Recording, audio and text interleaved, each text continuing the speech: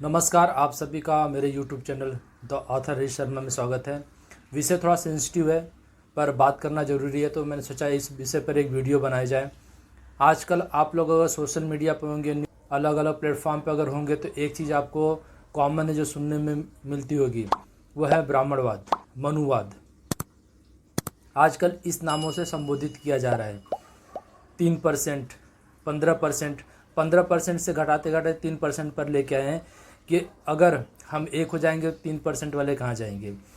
और इसकी शुरुआत जो हुई थी वो JNU से हुई थी। आपको अगर याद होगा तो JNU में दीवारों पे एक नारा लिखा हुआ था कि ब्राह्मणवादियों, ब्राह्मणों हम आ रहे हैं। और इसके बाद ये मूव होकर बिहार गया, वहाँ पे कुछ कंट्रोवर्सी हुई रामायण को लेके, कुछ चौपाइयों को लेके। जो भ्रामक थी, एक्चुअली उन चौपाइयों का असली मतलब जो था वो नहीं समझाया गया। फिर ये शिफ्ट होकर यूपी आता है। ये सब नेताओं का काम है। यूपी आता है और रामचरितमानस को लेकर, यानी सुंदरकांड में जो चौपाई है उसको लेकर वहाँ पर एक मुहिम से छेड़ी जाती है। फिर वो बढ़कर धीरे धीरे तुलसीदास को ब्राह्मण बताया जाता है, ब्राह्मणवाद से ग्रस्त बताया जाता है, मनुवादी बताया जाता है। और फिर बात आती है मूल निवासी 85 और 15 की। फिर घटा के 90 और 10 किया जाता है।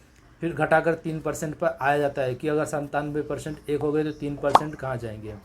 एक्चुअली अगर आप गाँव में रहते होंगे, शहरों में रहते होंगे, तो भी आजकल देखेंगे तो समाज में पहले क्या था वो हमें पता नहीं, पर आज के अगर स्थिति में देखें तो बहुत कुछ बदल चुका है।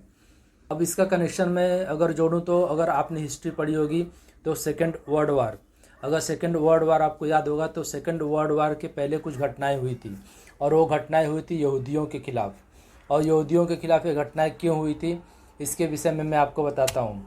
यूरोप में जो बिजनेस था, जो मार्केट था, वो 90 से 80% यहूदियों के हाथ में था। और यहूदियों की पॉपुलेशन 4 से 5% थी।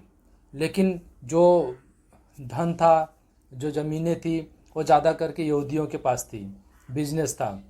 तो एक तरह से फिर यहूदियों को टारगेट किया जाने लगा। अगर यूरोप के किसी हिस्से में बर्फ़बारी ज़्यादा हो जाती तो उसके लिए यहूदी जिम्मेदार, कम हो जाती तो यहूदी जिम्मेदार। यानी कि कोई भी घटना अगर यूरोप में होती थी कहीं पे भी, तो उसके लिए यहूदी जिम्मेदार होता था। यहाँ तक कि अगर कोई घर से निकल रहा और उसका काम नहीं बना तो उसके लिए भी वो एक यहूदी को जिम्मेदार ठहराता था। और आप आज यहाँ पर देखेंगे तो सेम पैटर्न दोहराया जा रहा है। उसकी वजह है सिर्फ पॉलिटिक्स। समाज यही पहले भी था और आज भी है, पर कुछ लोग अपने पॉलिटिकल फ़ायदे के लिए ये सब कर रहे हैं और समाज को तोड़ना चाहते हैं। अब जिन ग्रंथों की बात की जाती है, रामायण वाल्मीकि जी ने लिखा जो ब्राह्मण नहीं थे। फिर आते हैं महाभारत, जो हिंदुओं के मेन ग्रंथ हैं। महाभारत जो वेद व्यास जी ने लिखा, जो ब्राह्मण नहीं थे। फिर हम आते चाणक्य पे। चाणक्य एक ब्राह्मण थे, उन्होंने धनानंद को सिंहासन से उठाकर और चंद्रगुप्त मौर्य को बिठाया, लेकिन खुद गद्दी पे नहीं बैठे। फिर उदाहरण दिया जाता है देवव्रत का, कि देवव्रत का वध करके सुमित्र शुंग ने गद्दी हथिया ली। तो आपको ये बताना चाहूँगा कि शुंग का जो उदाहरण आता है, उनकी राजधानी सियालकोट बताया जाता है। और शुंग किसी भी ब्राह्मण सरनेम में पहले भी नहीं था और आज भी नहीं है। जब आप गूगल करेंगे तो इतिहासकार जो उनका संबंध जोड़ते हैं चीन से या मंगोलिया से। अब वो कैसे ब्राह्मणों के साथ जोड़ दिया गया वो पता नहीं, पर शुंग नाम न पहले कभी था न भी है। शुंग वंश अभी भी चाइना में पाया जाता है।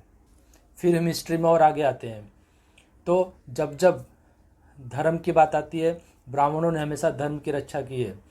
जैसे कि अगर हम बात करें पेशवा की, मुगलों की अगर जड़ें कोई हिलाने वाला था मराठा साम्राज्य में तो पेशवा थे। आपको ही पता होगा बाजीराव पेशवा, प्रथम, द्वितीय, तृतीय जितने भी पेशवा हुए हैं, उन्होंने मुगलों को दिल्ली तक सीमित कर दिया था। अब बात करें अंग्रेज़ों की, अगर आप हिस्ट्री उठाकर देखेंगे, पहला स्वतंत्रता सेनानी से लेकर अंतिम तक ज़्यादा सब ब्राह्मण थे। कितने लोगों को और फांसी हुई, सजा हुई, आप देखेंगे तो उसमें ब्राह्मण, सिख सबसे ज़्यादा आपको मिलेंगे। शंकराचार्य ब्राह्मण थे, उन्होंने हिंदू धर्म की पुनः स्थापना की और मठों का निर्माण कराया। तो ब्राह्मण गरीब हो अमीर हो, लेकिन उसने कभी अपना धर्म नहीं छोड़ा। यही कारण है कि अगर ब्राह्मण कमज़ोर होता है, ब्राह्मण ख़त्म होता है, तो इस देश को धर्म परिवर्तित या मत परिवर्तित किया जा सकता है। समय समय पर जब देखेंगे कि समाज को कमज़ोर होता है देखेंगे, भ्रमित होता हुआ देखेंगे, कोई ना कोई अवश्य उठकर खड़ा होता है और समाज को एकजुट करता है। यही कारण है कि ब्राह्मण हमेशा टारगेट पे रहे, चाहे औरंगजेब हो या आज के ज़माने के औरंगजेब हो। सबका एक ही टारगेट है, वो है ब्राह्मण। क्योंकि 3% ब्राह्मण, 3% या 5% जो भी है, अगर वो ख़त्म होता है तो इस देश की जो संस्कृति है वो भी ख़त्म हो जाएगी। आप 3% 5% का ब्राह्मणों को देखेंगे, लेकिन अगर आप डेमोग्राफी के हिसाब से देखेंगे तो यही पॉपुलेशन जम्मू कश्मीर में 12% होती है, दिल्ली में 12% होती है, उत्तराखंड में 20% है, हिमाचल में 20% ज़्यादा, यूपी में 14% के करीब है, और बंगाल में आप जाएंगे तो और भी ज़्यादा है। तो परसेंटेज हिसाब से पूरा एक बेल्ट जो है वो ब्राह्मणों का बहुत बड़ा जो कंट्रीब्यूशन है वो पॉपुलेशन में है। जो है वो सनातन विरोधियों की चाल है कि जो ब्राह्मण जो इस सनातन धर्म का स्तंभ है उसे ख़त्म किया जाए। अगर वो ख़त्म हो गया तो यहाँ पर अपना जो मत है उसे हम प्रसारित कर सकते हैं। यही कारण है कि ब्राह्मणों को टारगेट किया जा रहा है, और इसके पीछे कुछ पॉलिटिकल पार्टीज़ हैं, उनको वोट बैंक और कुर्सी चाहिए, इसके लिए वो भी ब्राह्मणों को टारगेट कर रही हैं। ब्राह्मणों ने न कोई ग्रंथ लिखा, न कभी इस देश पे शासन किया। अगर आप शुरू से देखें तो ब्राह्मणों ने कभी इस देश पे शासन नहीं किया है। चाहे परशुराम हो, पेशवा ने लड़ाई लड़ी, लेकिन पेशवा का मतलब था प्रधानमंत्री, वो राजा नहीं थे। चाणक्य खुद ना गद्दी पे बैठकर चंद्रगुप्त मौर्य को गद्दी पे बिठाते हैं। और सबसे बड़ी बात, अगर भगवान कृष्ण को देखा जाए तो उन्होंने सुदामा को तीनों लोग दान में दिया था। महाराज बलि ने वामन अवतार लिए भगवान विष्णु के सभी लोग दान में दे दिए थे, लेकिन फिर भी ब्राह्मणों ने नहीं कहा कभी कि ये धरती हमारी है, साम्राज्य हमारा है। ब्राह्मण अगर किसी के लिए जीते हैं तो वो है धर्म, सनातन धर्म, उसे बचाने के लिए जीते हैं। तो कुछ लोग जो षड्यंत्र कर रहे हैं उन्हें ये भी समझना चाहिए कि ब्राह्मण अगर नहीं रहेंगे तो तुम भी नहीं रहोगे और तुम्हारा धर्म भी नहीं रहेगा। जब तक ब्राह्मण सुरक्षित है, देश सुरक्षित है और धर्म सुरक्षित है, तो हमें मिलजुल कर एक दूसरे की जाति, पंथ और परंपरा का सम्मान करना चाहिए। और मुझे लगता है कि अतीत में क्या था उसे भूलकर वर्तमान में जीना चाहिए और आने वाले समय में जीना चाहिए कि आने वाला समय किस प्रकार का आने वाला है। मित्रों, एक बात याद रखिए कि ब्राह्मण के बाद सनातन विरोधियों का अगला शिकार आप भी हो सकते हैं। वे हमें जातियों में बांटकर एक एक करके ऐसे ही मिटाते जाएंगे। अगर आपको लग रहा होगा कि आप सुरक्षित हैं तो ऐसा नहीं है। कश्मीर आपके सामने एक उदाहरण है, आप उससे सबक ले सकते हैं। लगभग सनातन मिट चुका है, तो इतिहास से हमें सबक लेना चाहिए कि हमारा आने वाला भविष्य सुरक्षित हो सके। एकता में बहुत शक्ति है और हमें एक होकर रहना होगा, तभी ये देश और समाज बचेगा।